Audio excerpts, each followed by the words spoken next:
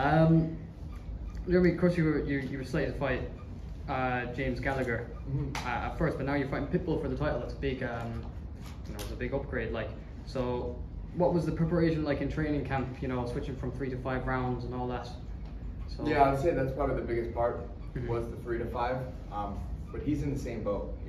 His fight in Saudi was a 3-round fight. That's true, yeah. So he's had less time to switch to 5 because he had that fight week when he was in Saudi, traveling home, and then he's only had 3 weeks, and then we're here, so I build my game. I've said it, I build my game off cardio. I'm confident in my conditioning, so the extra round, I had 3 working weeks to add the workload and spar the extra rounds, grapple the extra rounds, and I mean, any given day, most guys at our gym, me, myself, or whatever, we could fight 5.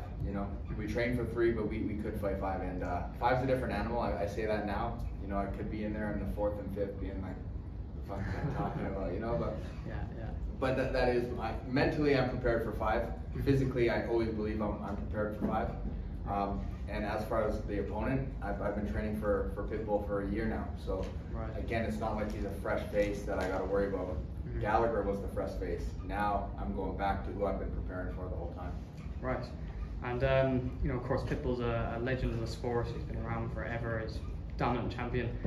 Is there any kind of pressure you feel fighting someone like Pitbull? A big name like that, or? It's the pressure I want.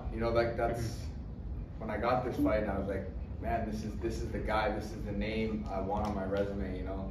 The title only really hit me when we were doing the photo ops yesterday, and I saw it. Like before that, I haven't even thought about the title. I've literally just thought about beating Pitbull because I just want that win on my record, and that's something that's gonna last. That's the guy when I first got into Bellator 3 years ago that I've been hunting for, and here it is. Even through the buy, I thought it might, the purchase and the merge, I thought it might not happen. I didn't know what was gonna happen. Whatever, and so I was like, it might be getting out of my reach. He was going down to 35, then he had surgery, then they were doing the champ versus champ, and then they gave me Gallagher, so it was like almost out of my grips, and now that it's back, it's like, that's all I'm focused on. Is that a big relief for you now that that's kind of back in the picture now? Yeah, that was the best phone call I got, was that my opponent got switched, and that's who I'm fighting, and that's the plan.